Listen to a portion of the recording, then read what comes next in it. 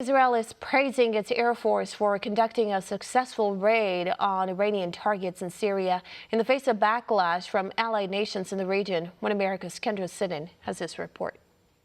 Russia and Syria are condemning an Israeli airstrike which targeted arms depots used by Hezbollah and Iranian forces in Syria. According to reports, Israeli warplanes shot missiles near Syria's capital of Damascus late Tuesday. The country claimed it hit a series of targets where Iran transferred weapons to Hezbollah, an Iran-backed militant group from Lebanon which fought Israel in a war in 2006. In response, Russia slammed the attack, saying it endangered two nearby civilian flights. However, Israel says Syria's air defense system endangered civilians by firing 30 missiles in response to the attack. Tensions between Israel and Russia have increased in recent months after friendly fire from Syrian forces downed a Russian plane while trying to fend off a different Israeli airstrike. Russia blames Israel for the friendly fire incident. Russia has reportedly stopped coordinating with Israel's Air Force to avoid accidental clashes and has given Syria a more advanced anti-missile system. Meantime, Lebanon is expected to file a complaint with the UN after a civilian plane attempting to land in Beirut, quote, narrowly escaped the Israeli warplanes, averting a human catastrophe. Syrian officials said Israel is making the war worse and distracting from the war on terrorism. They also sent a message to the UN, complaining of the United States' quote, unlimited support for Israel, which they say allowed the raid to be launched in the first place. Despite the backlash, Israeli Prime Minister Benjamin Netanyahu said he will continue to enforce the country's red lines when it comes to Iranian forces forming a permanent military presence in Syria. This is the first Israeli strike in Syria since President Trump announced U.S. troops will withdraw, but Netanyahu did not say the move leaves his own country more exposed. We are not prepared to accept the Iranian military entrenchment in Syria, which is directed against us.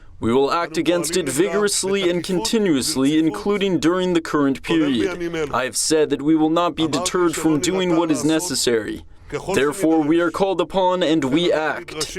President Trump's decision to withdraw the American soldiers from Syria will not change our policy. We are standing steadfast on our red lines in Syria and everywhere else. Other officials also praised the Israeli Air Force, saying it's the best the Middle East has ever seen after it carried out several raids on Iranian targets in Syria this year.